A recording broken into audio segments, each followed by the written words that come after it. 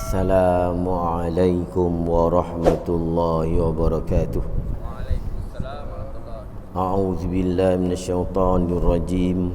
Bismillahirrahmanirrahim. Alhamdulillahi rabbil alamin.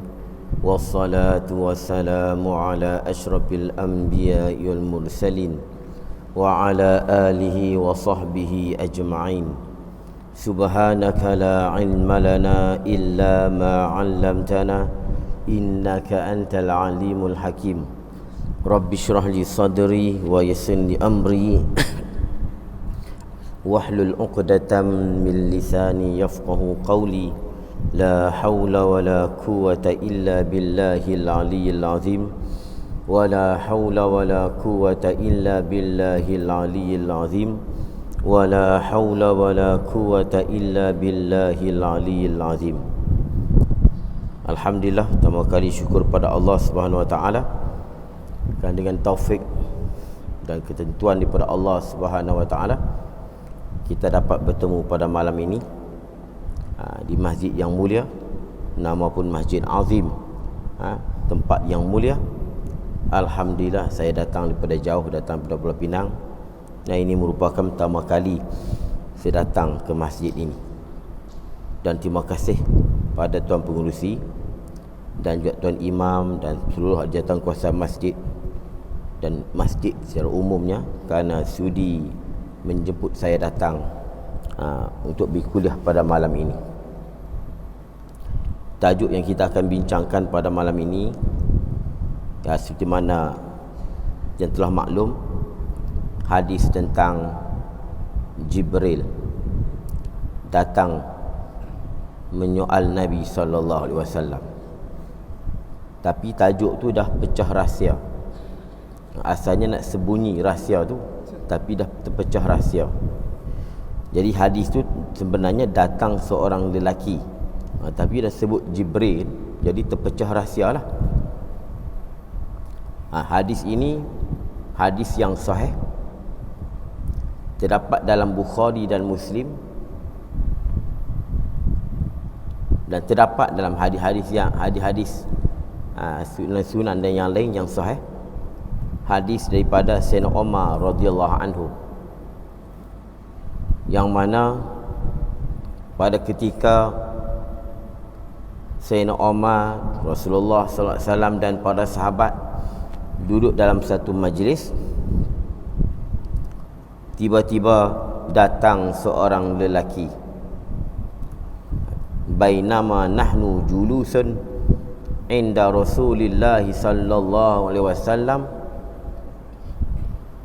ketika kami duduk bersama Rasulullah sallallahu alaihi wasallam, iz tala'a alaina, tiba-tiba muncul rajulun syadidu bayadis siyab wa syadidu sawadis sya'ar la ya'rifuhu minna ahadun. Jadi ketika kami duduk dalam majlis Rasulullah di Masjid Madinah, tiba-tiba datang seorang lelaki. Datang seorang lelaki yang bajunya putih dan rambutnya hitam berminyak. Ini kemas. Dan kami pun tak tahu siapakah gerangan ini. Nak beritahu, zaman dahulu kalau orang luar, kalau datang di Madinah ataupun di Mekah, kalau orang luar datang, dulu bukan naik kapal terbang, bukan naik kereta, naik kuda, geruguh dengan padang pasir dan sebagainya, dengan habuk. Jadi nak kata dia datang daripada jauh, nampak baju putih.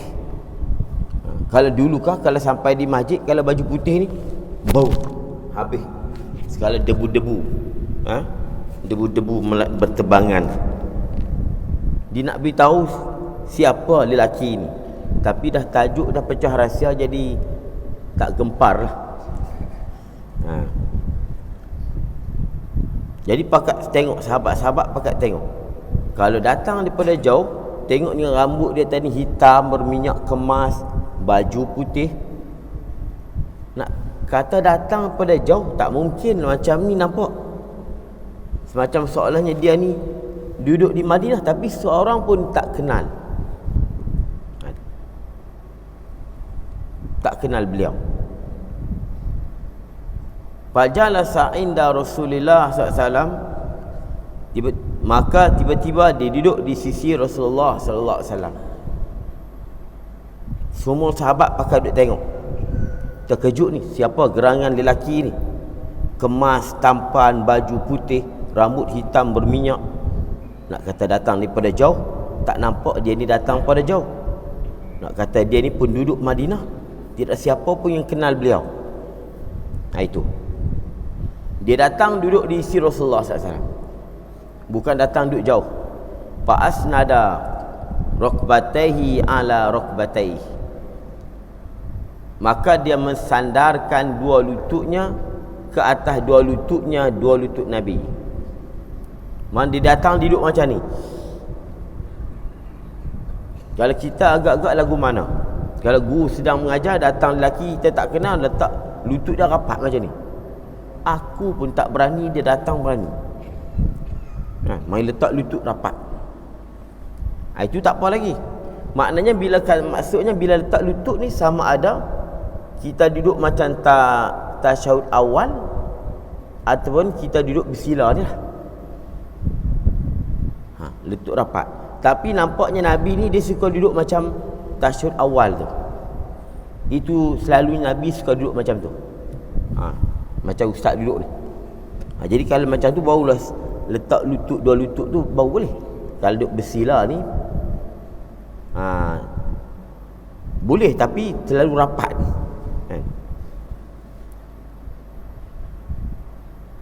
Tu tak apa lagi. Terkejut dah. Tu. Wa wada'a kaffaihi ala fakhizaihi.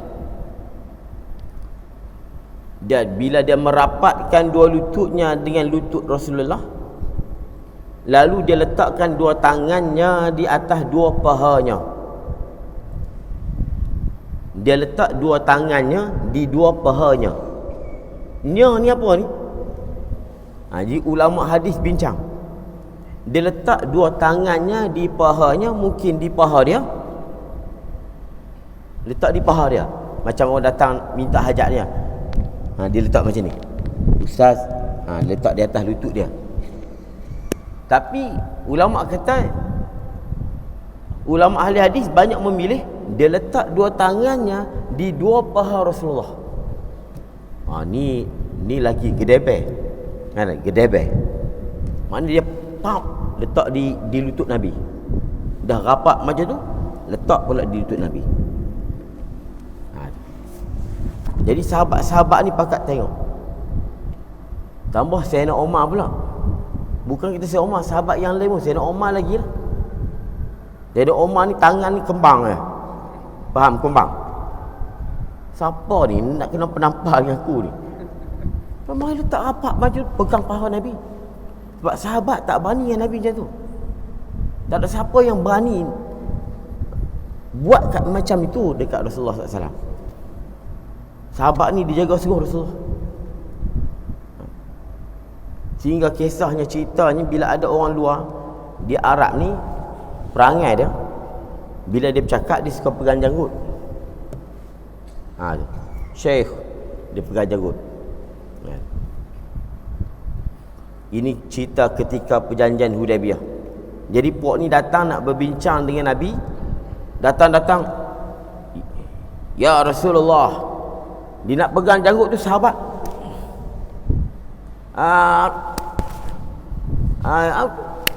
Tak bagi. Sahabat tak bagi lah. Tangan tu nak letak. Di Arab ni kena macam tu.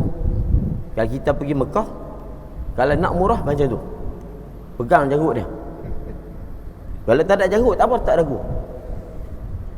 Syekh, dia kurang sikit. Kalau nak bagi dia kurang lagi, kan? Bagi bunyi. Sungguh harap. Di Mekah wallahu alam, tapi kalau di Syria macam tu. Sampai polis besar, kami pernah jumpa polis, ketua polis. Ketika di Bukit Gualan. Kami pergi Bukit Gualan tu semayang. Astaghfirullahalazim, Arab yang bawa kami tu. Kenapalah kamu semayang dengan kereta kebal Israel duduk jalan di Bukit Golan. Tapi kami jumpa dia nak tangkap kami lah. Kami ni dah nak semayang asal, bukanlah mujahidin. Kami dijemput oleh kawan daripada Bukit Golan juga. Pergi jumpa begitu ya. Ketua polis ni dekat, siapa abang ni? Oh betul. Pau. Kami datang untuk ni. Lepas ni ketua polis duduk tergetar macam ni nak pegang. Pak, dia nak ceritanya. Jadi sehingga utusan musyrikin ni nak minta berbincang dengan Rasulullah ni. Dia kata, macam manalah kita tak benarkan Rasulullah masuk. Orang Islam ni jaga sungguh Rasulullah. Sampai nak pegang pun tak boleh. Dia bercakap ni bila ya Muhammad, lalu dah tanpa selalu 3-4 orang sahabat nak pegang. Jadi ni Jibril lelaki ni, dah sebut Jibril lah kan, lelaki datang tak sandar begitu dah pegetak tu. Sayyidina Umar ni tapi dia tunggu.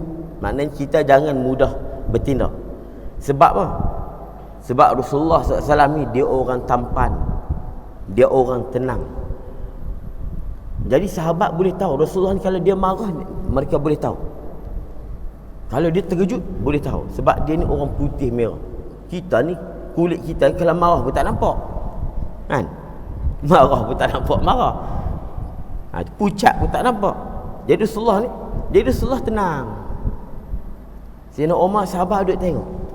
Lelaki ni memang kalau Rasulullah marah, memang Rasulullah ni merah muka dah. Tapi Rasulullah nampak tenang. Jadi sahabat tunggu. Dahlah dia sandarkan dua lutut dia, kemudian dia meletak pula tangan dia di atas dua paha Rasulullah. Kemudian ya Muhammad, panggil Muhammad gitu ya. Bukan panggil ya Rasulullah, ya Muhammad, akhbirni anil Islam.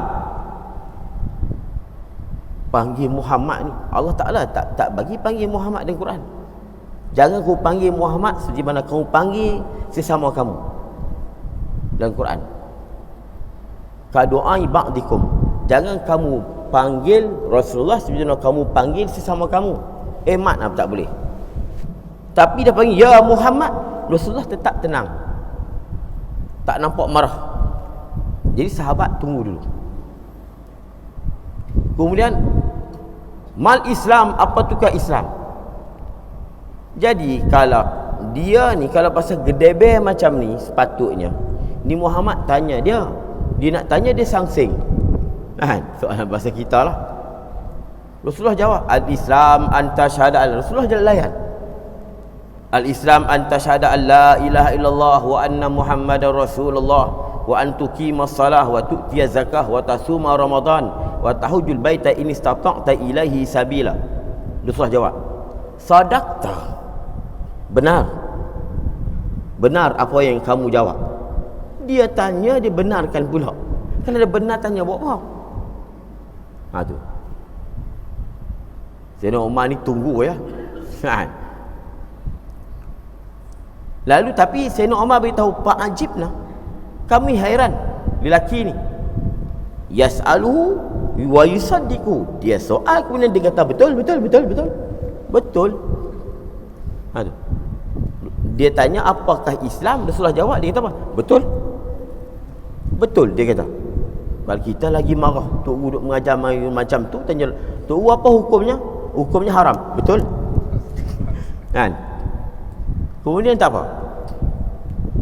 Mal iman. Jadi apa itu iman? Al iman an tu'mina billah wa malaikatihi wa rusulihi wa kutubihi wa yawmil akhir, ni akhir, wa tu'mina bi qada'i khairihi wa syarrihi. Iman Rasulullah jawab, sadaqta, betul. Yas'alu wa yusaddiqu, dia soal lalu dia kata betul. Kalau betul jangan dia soal. Tapi Rasulullah tenang. Kemudian dia tanya, mal ihsan, ihsan tu apa? Nabi jawab, al ihsan an ta'budallah ka'annaka tarah, fa in lam takun tarahu fa innahu yarak. Ihsan ini kamu beribadat kepada Allah seolah-olah kamu melihatnya. Seolah-olah kamu melihat. Nak lihat Allah tak boleh, seolah-olah. Dan sekiranya kamu tak mampu melihat Allah, fa innahu yaraka, kamu kena ingat Allah sedang melihat kamu. Ini mula-mula dia panggil maqam musyahadah. Yang kedua maqam muraqabah.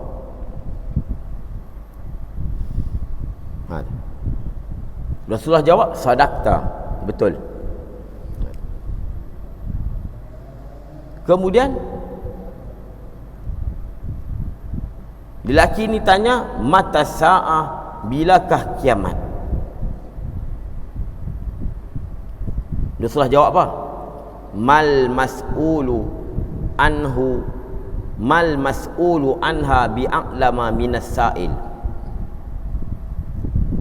Orang yang ditanya tak sealim yang menanya.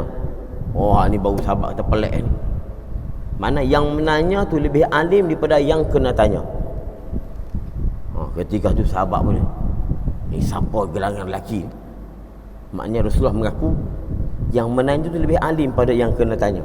Mal mas'ulu anha bi'a'lama minas sa'il.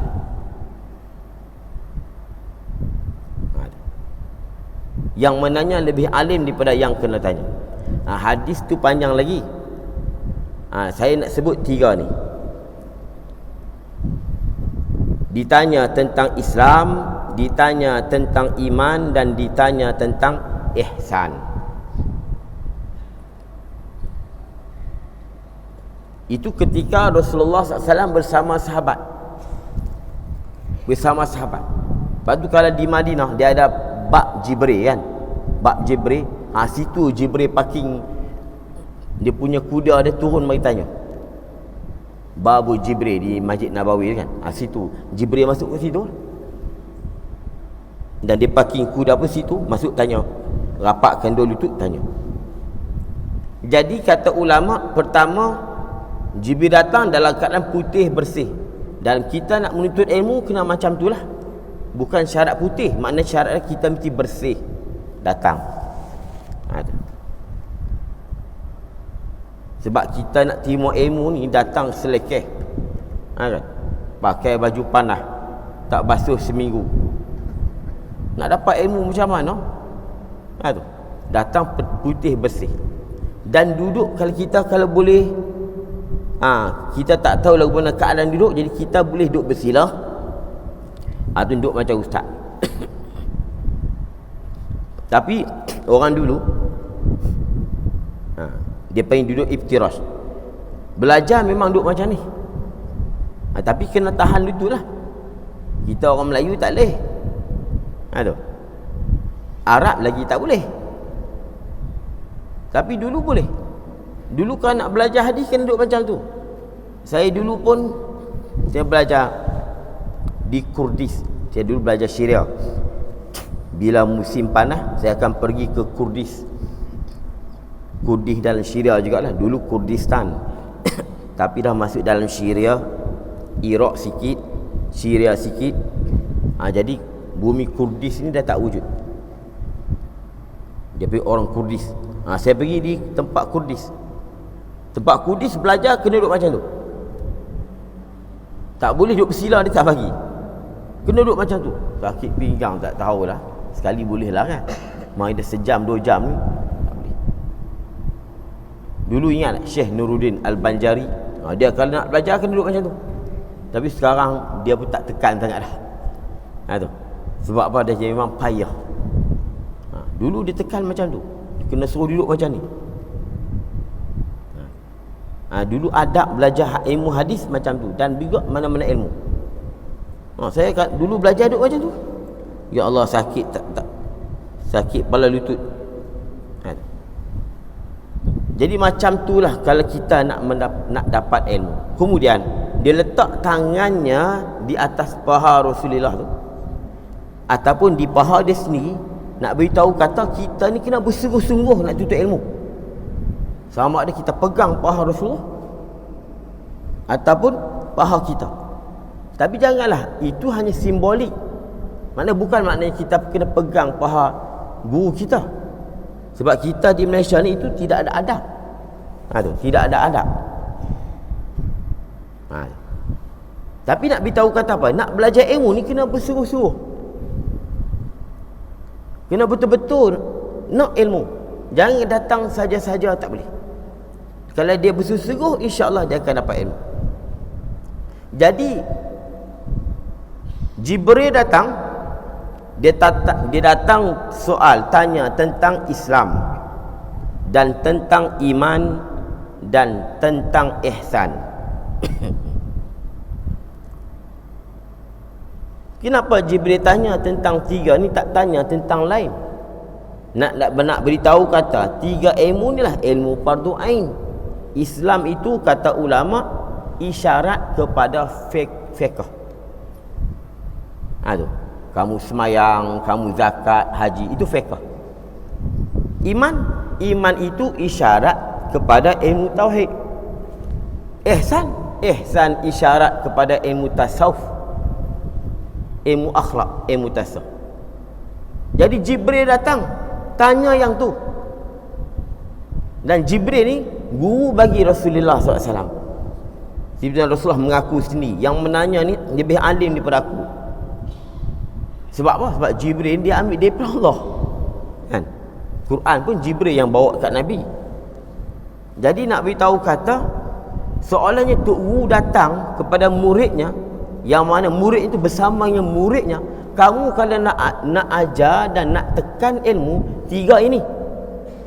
Dia tak tanya tentang perniagaan, tentang apa-apa, tidak. Tentang tiga ilmu. Tanya tentang iman, tanya tentang Islam, dan tanya tentang ihsan. Huraian panjang, saya ringkas. Kalau nak cerita rukun Islam, rukun iman, ihsan ini memang berminggu. Kita ringkas. Jadi soalannya ialah, penekanan ilmu itu kita ni, dan di masjid, mana-mana masjid ni mana-mana masjid, mana-mana surau, perlu tekan kepada tiga ilmu ni: fiqh, tauhid, tasawuf. Ini ilmu fardu ain.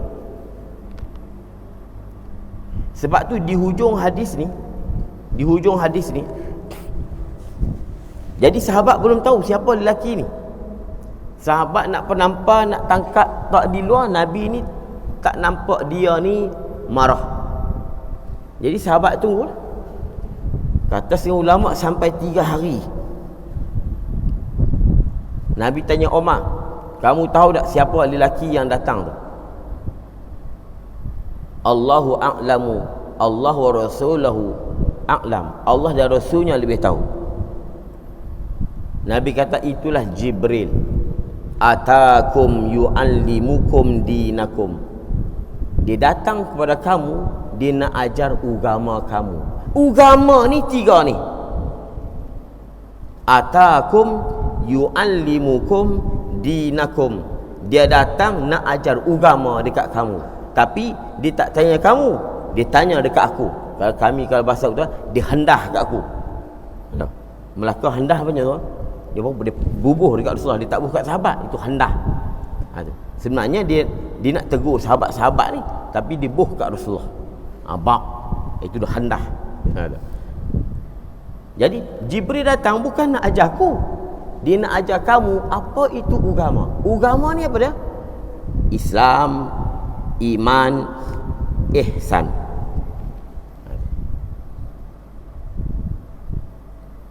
Itu 3 tu. Islam isyarat kepada fiqh, fiqh. Iman isyarat kepada tauhid. Ihsan isyarat kepada tasawuf. Tiga-tiga ni kalau nak bincang, Masya Allah, makan bermasa berminggu-minggu. Jadi insyaAllah kita berhenti sebentar, kita bagi laluan untuk azan. Allah.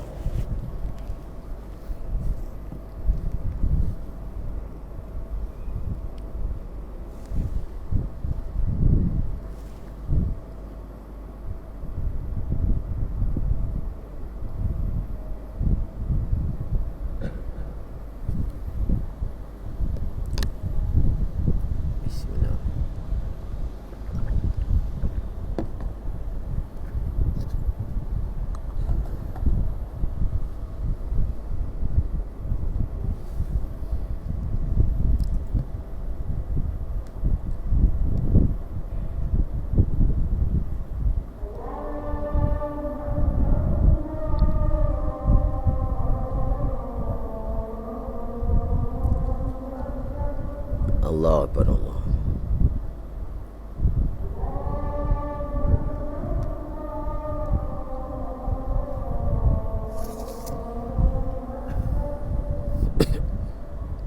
Allah Akbar, Allah Akbar.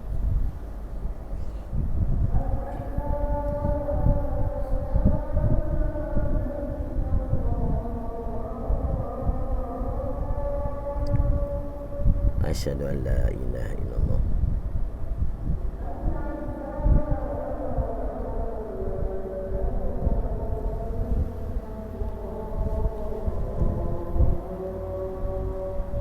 Asyhadu an la ilaha illallah.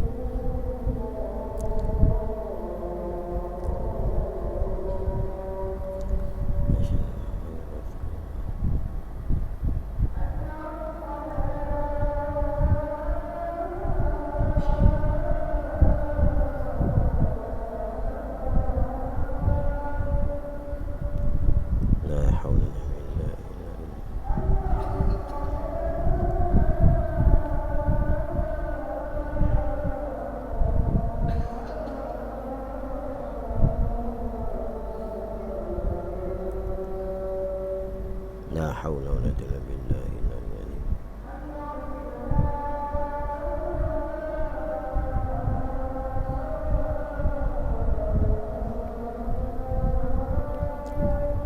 La haula wala quwwata illa billah.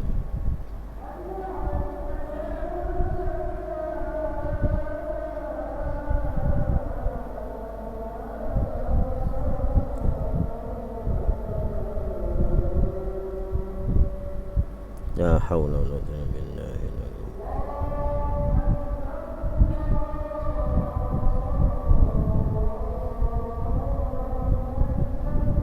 Allahu Akbar.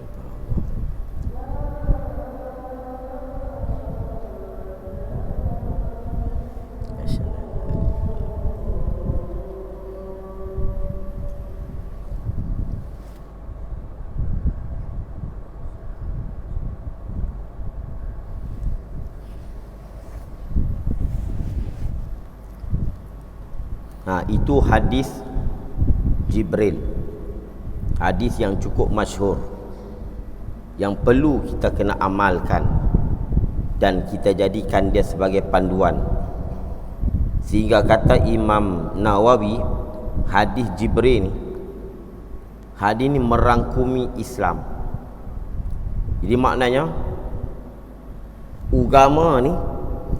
agama Islam ni, semua hukum agama Islam tercangkup di dalam hadis Jibril ni. Mana semua isi hukum hakam agama Islam ni semua duduk dalam hadis ni. Semacam mana Fatihah ni, dia isi Quran, dia punya intipati Quran semuanya terdapat dalam Fatihah. Tapi kita orang awam ni tak boleh nak fikir lagu mana seluruh ayat Quran tu duduk dalam Fatihah. Itu kalau Quran. Jadi seluruh isi Quran semua terdapat di dalam surah Fatihah.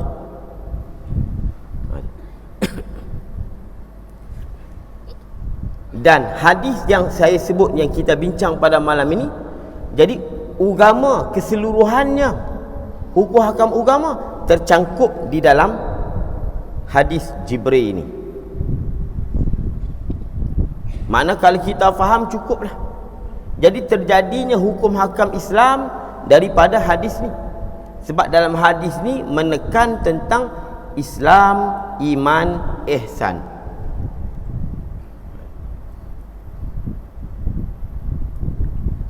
Itu. Jadi lagu mana kita nak belajar Islam ialah dengan kita belajar fiqh. Macam mana kita nak memahami iman ialah dengan kita belajar ilmu tauhid.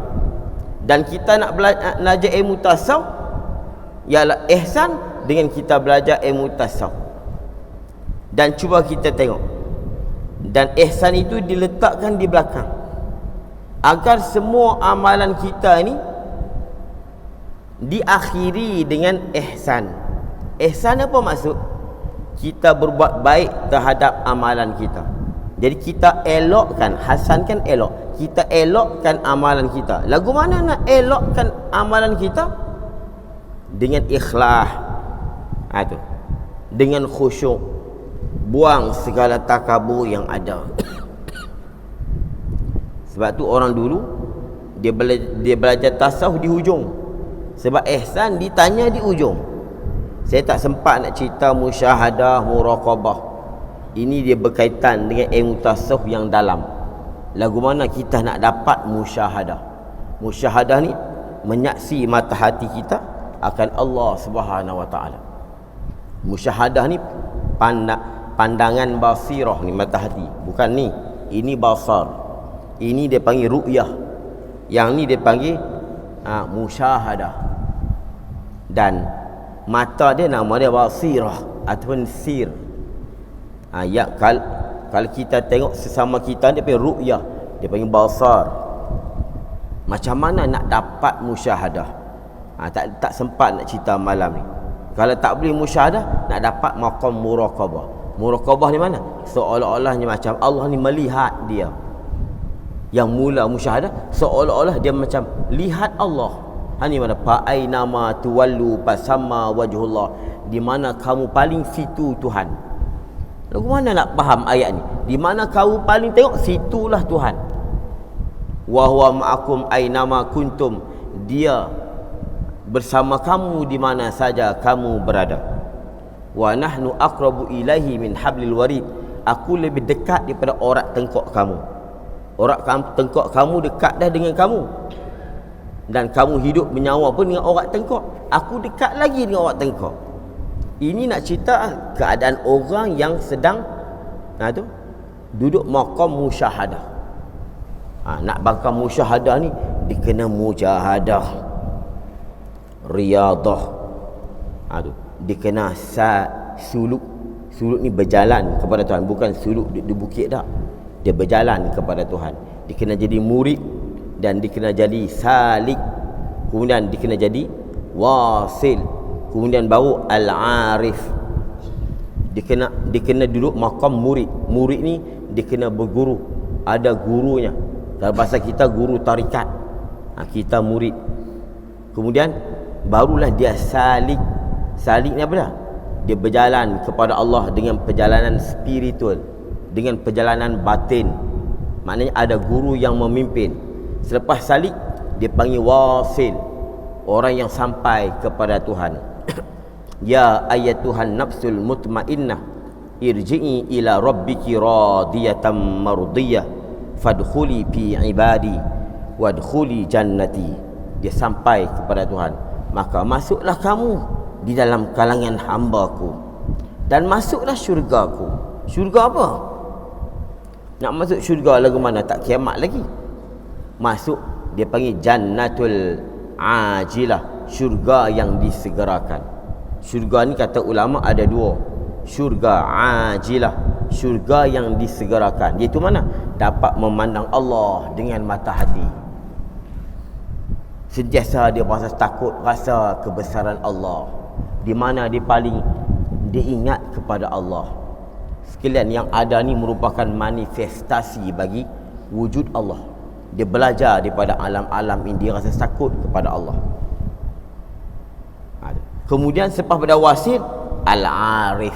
Ini arif billah. Mana dia murid, kemudian salik, kemudian wasil, kemudian arif billah. Itu bukan senang nak dapat tempat arif. Orang yang betul-betul, orang yang kenal Allah dengan pengenalan khassah, dengan makrifah khassah. Ini kalau nak cerita ni panjanglah. Jadi paling pertama sekali ialah dengan kita mengenal ilmu tauhid. Kita belajar ilmu tauhid. Sebab di dalam Islam itu sendiri, pertamanya apa dalam Islam? Antashhada alla ilaha illallah wa anna muhammadar rasulullah. Itu Islam. Kemudian antuqimas salah, kamu semayang. Kemudian wa tu'tiyaz zakah, kamu beri zakat. Wa tasumu ramadan, dan kamu puasa. Kemudian wa tahujjul bait. Ini istata'ta ila sabila, dan kamu buat haji. Pertama apa dia? Antashhada illallah wa anna muhammadar rasulullah. Jadi cukup disebutkan Islam dulu, kemudian baru sebut iman. Sebab dalam Islam itu dah memang ada iman di situ. Sebab tu mengenal Allah ini lebih utama kewajipan ini. Sembahyang satu kewajipan, mengenal Allah satu kewajipan, puasa satu kewajipan. Di antara kewajipan-kewajipan ini yang paling utama ialah la ilaha illallah muhammadur rasulullah. Kenal Allah. Kenal Allah. Nah, ini yang jadi semakin berkurangan. Ilmu ni semakin terhakis. 13 tahun Nabi asah. Sebelum nak terima Islam ni, 13 tahun Nabi asah iman 13 tahun. Selepas tu barulah Nabi berpindah. Dibawa Isra' Mi'raj, mengambil sembahyang. Selepas tu barulah zakat, puasa, haji. Pertama 13 tahun iman, tanam iman. Mudah-mudahan masjid ini ada, insya-Allah. Ada program pengajian tentang iman, tentang Islam, iaitu fiqh dan tasawuf. Menjadi kewajipan atas pihak masjid cari guru-guru mengajar tentang iman, lebih lagi tentang iman, tentang tauhid. Sekarang ni iman manusia semakin rapuh, semakin terhakis. Sebab apa? Sebab tak diajar ilmu-ilmu tauhid ini. Dia ilmu sifat 20, ilmu tauhid yang kita belajar asalnya tak wajib. Yang wajibnya ialah kenal Allah. Itu yang wajib. Begitu juga kitab fiqh, bukan wajib asalnya. Yang wajib sembahyang, yang wajibnya zakat, yang wajibnya haji dan puasa. Lagu mana kita nak semayang? Semayang tu wajib. Maka perkara-perkara yang membawa kepada kita faham tentang sembahyang, maka dia juga menjadi wajib. Mana? Kena belajar kitab fiqh. Yang wajibnya kenal Allah. Macam mana kita nak kenal Allah? Maka ulama dah cari siap. Kita tak perlu nak cari. Mana? Belajar sifat 20. Belajar ilmu tauhid. Maka dah menjadi satu tajribah. Dah memang dah jadi memang dah berkesan, keberkesanan dia itu. Maka ulama pun ajarlah sifat 20. Dengan kita belajar sifat 20, kita dapat kenal Allah. Dapat kenal Allah. Kenal Allah tu wajib. Dia panggil wajib bizat. Dan belajar sifat 20 wajib bil wasilah, dengan sebab peran dia menjadi penyebab kita kenal Allah. Maka belajar sifat 20 juga wajib. Ma la yatimul wajib illa bihi, bahwa wajib tidak sempurna suatu kewajipan itu melainkan dengan sesuatu ini, maka sesuatu ini juga wajib. Itu perbahasan usul fiqh. Jadi jangan kita kata apa, belajar sifat 20 bid'ah. Tu. Cuba tanya ustaz, dan kamu yang kata belajar sifat 20 bid'ah tu, ustaz mengajar apa tu? Saya mengajar fiqh manhaji. Contoh. Saya mengajar hadis Bukhari. Adakah Rasulullah pernah ajar kitab fiqh dan hadis Bukhari? Rasulullah baca rawahul Bukhari. Tak ada. Lepas tu kalau kita nak kata sifat 20 ni bid'ah, dia kena hukum semua. Rasulullah tak pernah ajar ni fiqh. Rukun sembahyang 13, ada kata 17. Rukun haji, perkara yang batalkan haji, tak pernah Rasulullah ajar. Apa ilmu pun tak pernah ada. Apatah lagi mustalah hadis, yang ustaz ni rajin dia sebut mengajar mustalah hadis, tapi sifat 20 bid'ah. Mustalah hadis ni langsung wallahi tak pernah Rasulullah sebut hadis ni hasan, hadis ni sahih, hadis ni hadis mu'an'an, mu'dal, munqati'. Tak pernah wujud, tak pernah disebut oleh Rasulullah SAW. Rasulullah kata hadis ni munqati'. Tak. Yang jadi munqati', dhaif, hasan bila yang dengar daripada Rasulullah tu. Dilihat pula dia punya rijal-rijal, perawi-perawi. Yang ni betulkah dia dengar daripada Rasulullah ni? Dia ni ada sikit masalah. Lalu dihukum hadis tadi ni dhaif. Kalau sahih hasan, kalau dia tu sikit-sikit saja. Tapi kalau Rasulullah sendiri cakap, memang sahih lah. Mana ada dhaif-dhaif? Rasulullah pula mengajar, ini hadis rawahul Bukhari. Mana ada? Saya nak beritahu kata sifat 20 ni walaupun Rasulullah tak ajar, tetapi secara asasnya memang wujud sifat 20 ni. Adakah Rasulullah tak pernah ajar sahabat Allah itu esa? Takkan, mana mungkin. Dan Rasulullah beritahu pada sahabat, Allah Maha berkuasa, Allah Maha mendengar dan Maha melihat, wa huwas samiul basir. Dalam Quran ada menyebut. Tetapi munqati', sahih, hasan li ghairihi, hasan li zati, haram tak pernah sebut. Tu haram tu. Ni Penang dia macam tu lah, utara. Tak pernah sebut langsung.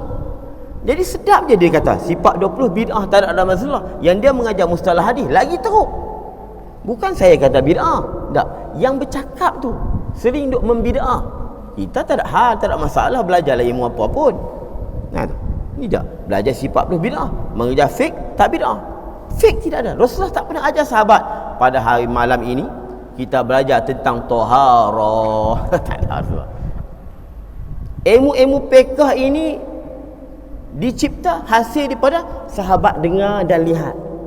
Oh macam ni. Kalau haji bukan Rasulullah ajar. Gini cara nak tahu tak? Sahabat pakai ikut. Oh macam ni macam. Sebab tu dalam kitab fiqh dia ada satu istilah lilitibang. Litibang ni apa? Kerana ikut Rasulullah, kerana ikut Nabi. Dalilnya kerana ikut Nabi. Bila tak ada hadis, ikut Nabi. Rasulullah buat macam tu. Kalau Rasulullah buat macam tu, dia sahabat tengok Rasulullah buat, maka keluarlah hukum. Bukan Rasulullah duk ajar satu-satu dekat sahabat. Tidak. Apatah lagi ulum tafsir, ilmu-ilmu yang lain. Tambah kita duk belajar ilmu tajwid. Adakah Rasulullah ajar ilmu tajwid? Ni ikhfa. Tu. Hari ni kita belajar bab idgham. Idgham ma'al ghunnah, tak ada Rasulullah pernah ajar pun. Tu. Sahabat belajar tajwid dekat Rasulullah, musyafahah dia dengar. Lalu sahabat cerita, aku tengok Rasulullah bila baca macam ni, mulutnya macam ni. Sahabat dengar. Bila dia baca waladdallin, lidah dia macam ni. Dia ada tafkhim. Walad bunyi macam burung merpati. Ada sahabat dengar macam lain. Itu belajar tajwid. Bukan Rasulullah pernah ajar tajwid. Jadi kalau kita nak hukum bid'ah, kena hukum semua ilmu. Ustaz jangan mengajar langsung dalam masjid, sebab semua ilmu bid'ah. Saya tak kata bid'ah kan ni. Yang suka membid'ah ni. Hak ilmu dia ajar tak bid'ah. Hak kita mengajar bid'ah.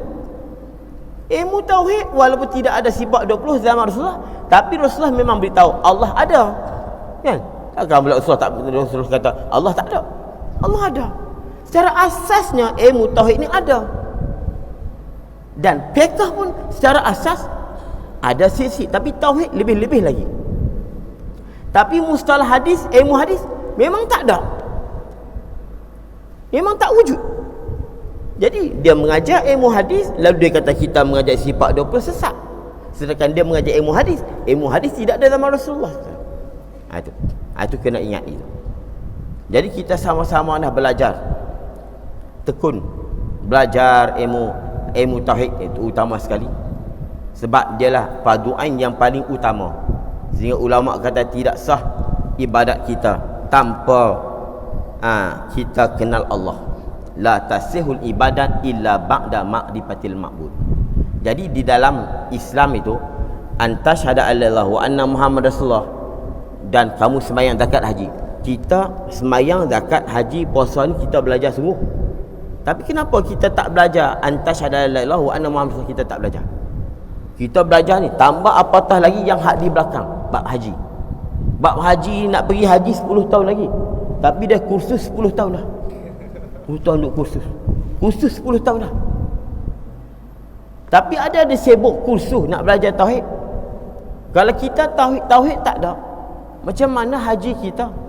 Apatah kalau kita tak belajar tauhid, lalu kita sangka Allah bermacam-macam. Allah mungkin ada tangan, mungkin duduk di atas langit, duduk di atas arah bersila besar macam tu. Macam mana nak sah haji dia? Itu. Yang ni kita tak berasa. Sedangkan yang ni utama. Yang ini disebut awal daripada haji. Ni. Antasyhadu wa anna Rasulullah, mula-mula wa tahujjul bait ini startak di belakang sekali. Ni sembahyang, zakat, puasa, haji. Hak ni yang kita pulun.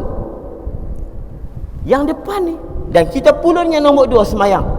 Kita pulun yang nombor 3 zakat. Puasa kita pulun 3-3. Kita jaga suruh. Tapi hak mula ni, kalau 4-4 ni kita kata wajib kena belajar 4-4 ni, kenapa yang satu tak wajib? Yang satu lebih-lebih lagi wajib. Tu. Lepas tu sahabat sebut ta'allamnal iman qabla an nata'allamal Quran. Jundub, kami belajar iman sebelum kami belajar Quran.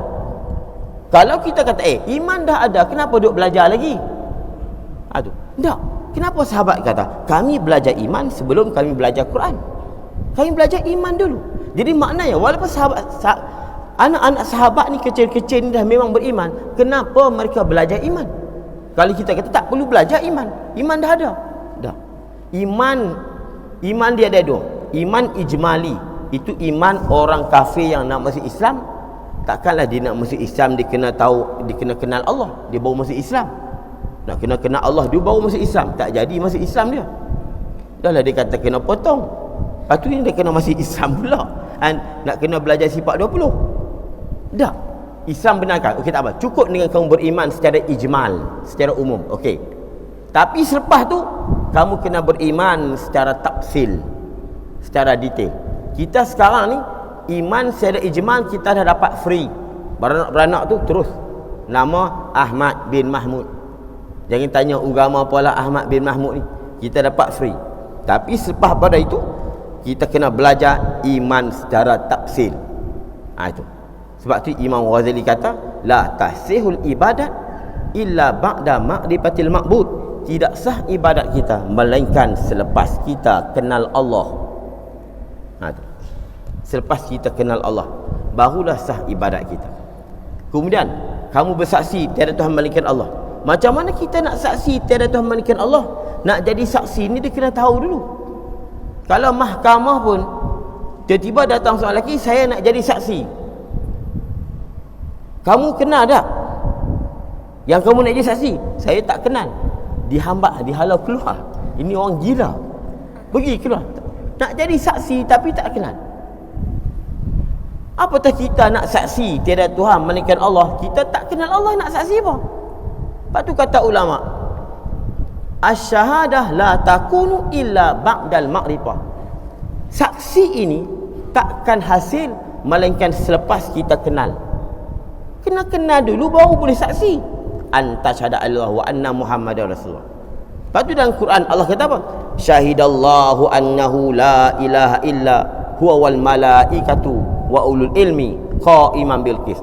Yang menyaksikan tiada Tuhan melainkan Allah ni Allah, wal malaikah dan malaikat, wa ulul ilmi dan orang yang diberi ilmu.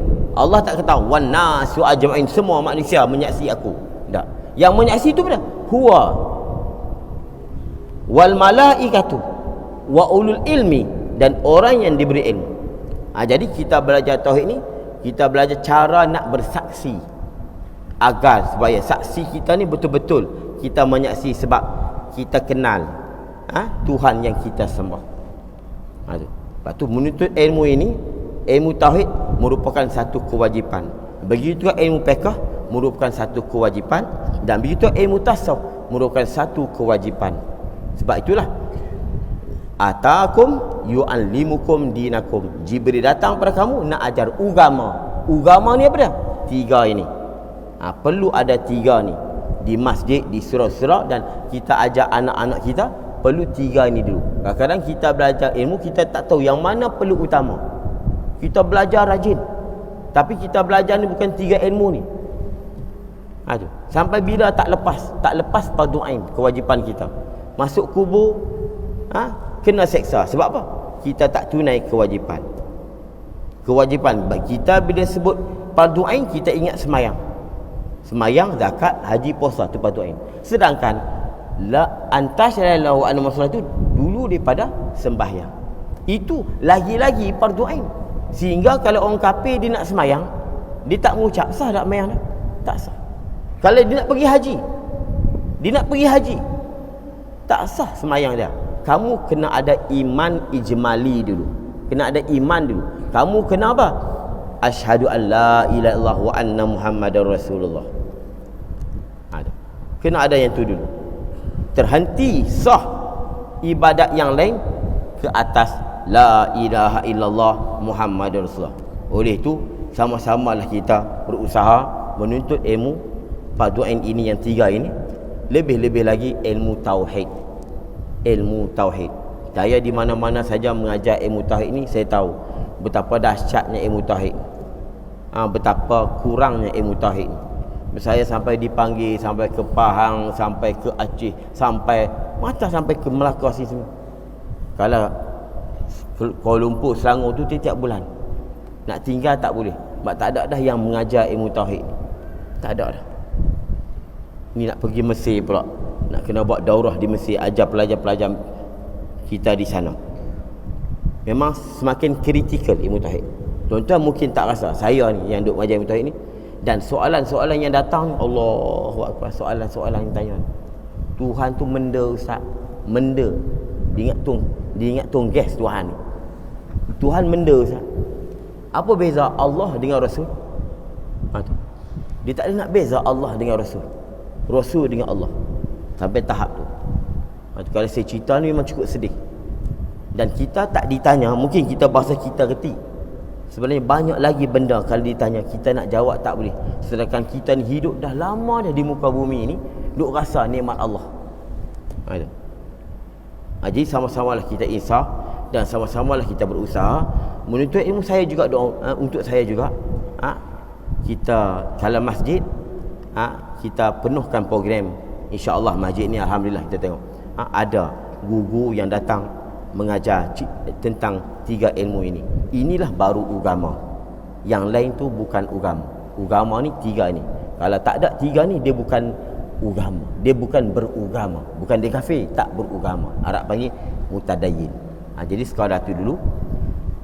InsyaAllah apa yang kita dengar pada malam ini semoga memberi manfaat untuk diri saya dan tuan-tuan dan puan-puan, untuk kita beramal dan menjadi asbab kepada teguh dan kukuh iman kita pada Allah SWT, dan kita sampaikan kepada saudara kita yang lain insya-Allah. Dan kalau ada kesempatan kita jumpa lagi pada akan datang. Semoga kita ni sentiasa dirahmati Allah SWT. Wallahu subhanahu wa ta'ala a'lam bisawab. Bismillahirrahmanirrahim. Alhamdulillahirabbil alamin hamdan yuwafi ni'amahu wa yukafi'u mazidah. Ya Rabbana lakal hamdu kama yanbaghi li jalalika wa azim sultanik. Allahumma salli ala sayyidina Muhammad. Allah taqabbal minna du'aana innaka antas samiul alim wa tub alaina ya maulana innaka antat tawwabur rahim. Allahumma iftah alaina futuhal arifin bihikmatik wansur alaina birahmatika ya arhamar rahimin. Wa nas'aluka Allahumma minal khaifin وإنابة المخبتين وإخلاص موقنين وشكر الصابرين وتوبة الصديقين ربنا آتنا في الدنيا حسنة وفي الآخرة حسنة وقنا عذاب النار وصلى الله على سيدنا محمد وعلى آله وصحبه وسلم والحمد لله رب العالمين.